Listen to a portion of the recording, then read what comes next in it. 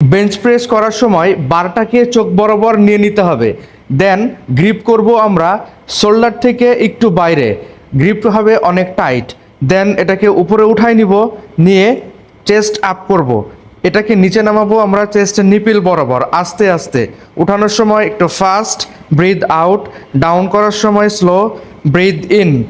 এটা যদি আমরা করি তাহলে এটা আমাদের মিডিল চেস্টে হিট করবে, এবং এটা করবেন আপনারা 12টা থেকে 15টা রেপস 3 সেট করে।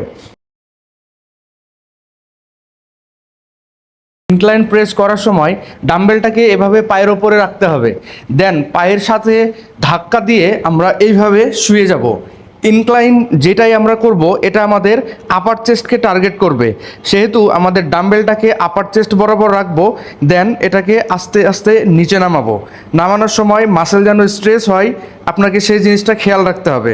উঠানোর সময় একটু ফাস্ট, নামানোর সময় স্লো। এটাতেও আমরা যখন নিচে নামাবো তখন ব্রিথ ইন, উঠানোর সময় ব্রিথ আউট। এটা আমাদের আপার চেস্টকে ফোকাস করবে। এটাও আপনারা করবেন 12টা থেকে 15টা রেপস 3 সেট করে।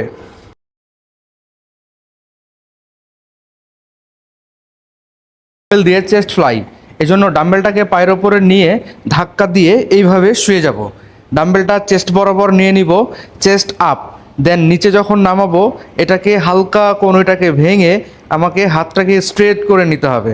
দেন উপরে ওঠানোর সময় একটু ফাস্ট, যখন নিচে নামাবো তখন আস্তে আস্তে নিচে নামাবো। এটা ওঠানোর সময় ব্রিথ আউট, নিচে নামানোর সময় ব্রিথ ইন।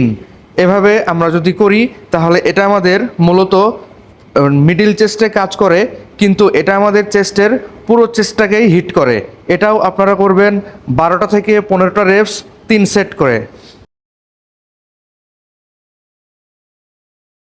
টেবল দিয়ে ক্রস ওভার, এটা করার জন্য আপনাকে মেশিনের মিডিল বরাবর দাঁড়াতে হবে। দেন একটু সামনে এসে বডিটাকে সামনের দিকে ঝুঁকায় নিতে হবে। তারপরে চেস্ট আপ করব। হাতটাকে আমরা পেছনে যখন উঠাবো তখন এভাবে একটু বাঁকা করে উঠাবো। দেন পুশ করার সময় একটু ফাস্ট, উঠানোর সময় আস্তে আস্তে, যেন মাসেলের উপরে স্ট্রেস হয়। পুশ করার সময় ফাস্ট, ব্রিথ আউট। নামানোর সময় একটু স্লো উঠাবো, ব্রিথ ইন। এটা যদি আমরা করি তাহলে এটা আমাদের লোয়ার চেস্টে ফোকাস করবে। কিন্তু অনেকে এটা করার সময় কি করে, এইভাবে নিয়ে সামনের দিকে পুশ করে। এভাবে যদি করি তাহলে এটা ভুল হবে, কারণ এভাবে করলে আমাদের চেস্টে ফ্লাই হয়ে যাবে। আরেকটা বিষয়, এই ওয়ার্কআউটটা সবাই করতে পারবে না। কারা করতে পারবে না? যাদের চেস্টের ভলিউম কম তারা এই ওয়ার্কআউটটা করবেন না, না হলে আপনাদের কোনো কাজে আসবে না। বারবেল কাল, বারবেল কাল আমাদের পুরো মাসেলে কাজ করবে।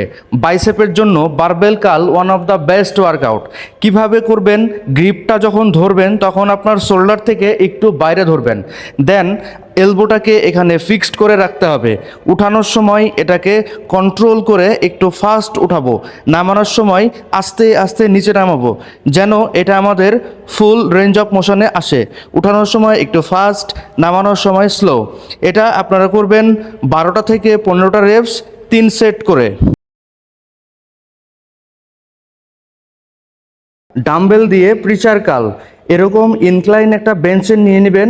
দেন এলবোটাকে এখানে ফিক্সড করে রাখতে হবে। ক্যাপাসিটি অনুযায়ী ওয়েট নিয়ে নিব।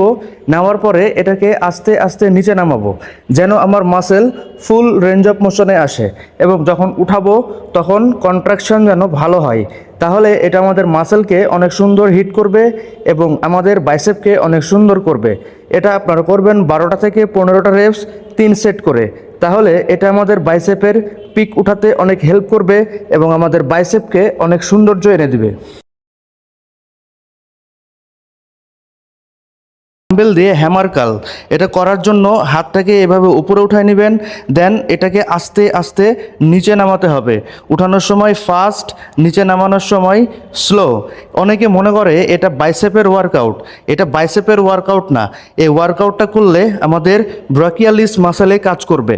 সো বাইসেপকে সুন্দর করতে হলে ব্রাকিয়ালিস মাসেলেরও দরকার আছে। এজন্য আপনারা সবার শেষে হ্যামার কালটা করবেন। এটাও করবেন আপনারা 12টা থেকে 15টা রেপস 3 সেট করে।